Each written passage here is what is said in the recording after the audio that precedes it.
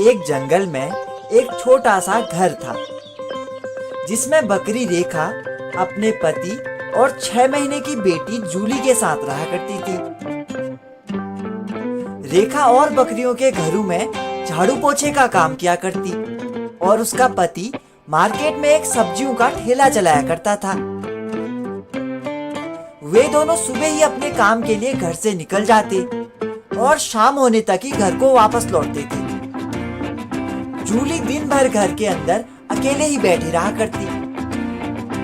बाहर से दरवाजा बंद होने के कारण शाम को अपने माँ पापा के आने के बाद ही जूली घर से बाहर खेलने जाया करती थी।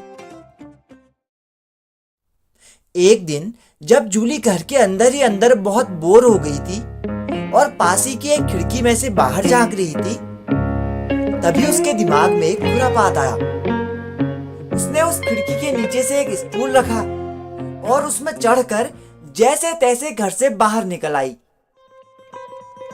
जूली बहुत खुश हो गई। वो पास के ही एक बगीचे में जाकर फूलों के साथ खेलने लग गई।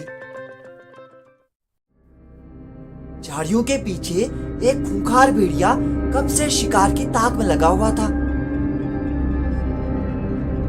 जूली को देखते ही वो दबे पांव आगे बढ़ा। आज का सवाल 3+3 कितना होता है? अपना आंसर हमें कमेंट बॉक्स में जरूर लिखिएगा। और मौका पाते ही उस पर झपट्टा मारकर उसे वहां से उठा ले गया। जूली ने खुद को बचाने के लिए बहुत कोशिश की, लेकिन भेड़िया उसे छोड़ने के लिए तैयार नहीं था।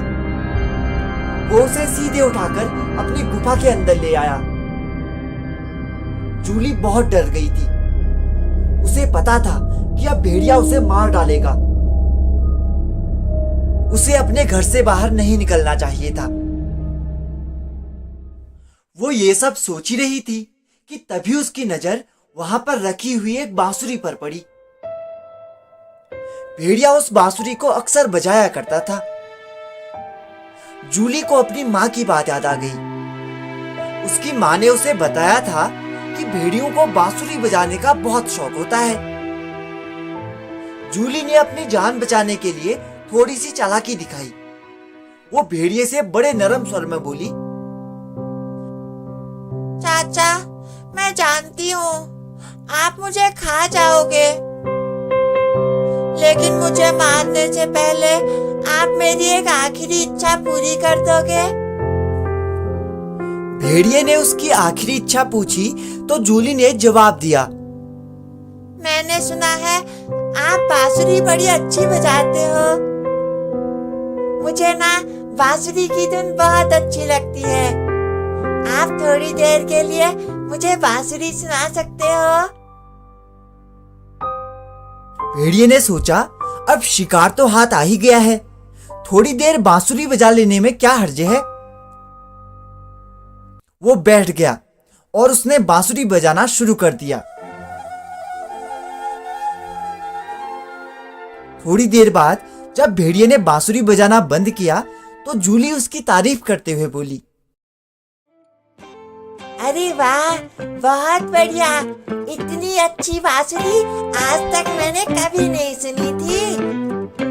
आपके जैसी बांसुरी इस दुनिया में कोई नहीं बजा सकता है। चाचा, एक बार और बजा दो ना। जूली की बातें सुनकर भेड़िया बहुत खुश हो गया। उसकी ऐसी तारीफ आज तक किसी ने नहीं की थी। इस बार तो वो और जोश में आकर आंख बंद करके बांसुरी बजाने लगा। जूली मौका पाते ही वहां से बाहर खिसकने लगी। गुफा के बाहर आते ही जूली ने दौड़ना शुरू कर दिया।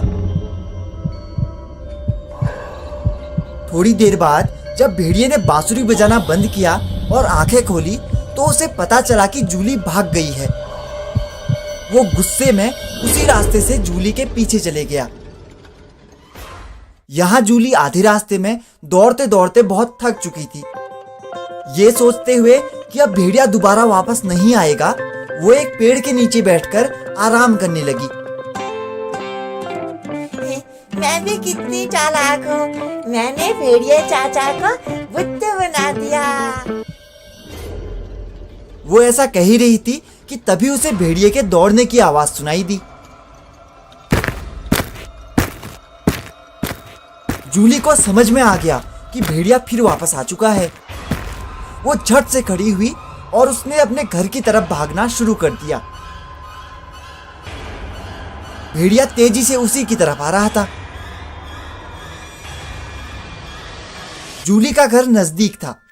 उसे पता था कि अगर वो इस बार भेड़िए के हाथ लग गई तो उसका बचना नामुमकिन है। जूली ने अपनी जी जान से तेज दौड़ लगाई और सरपट भागते हुए खिड़की के रास्ते अंदर कूद गई। भेड़िया बाहर से देखता रह गया।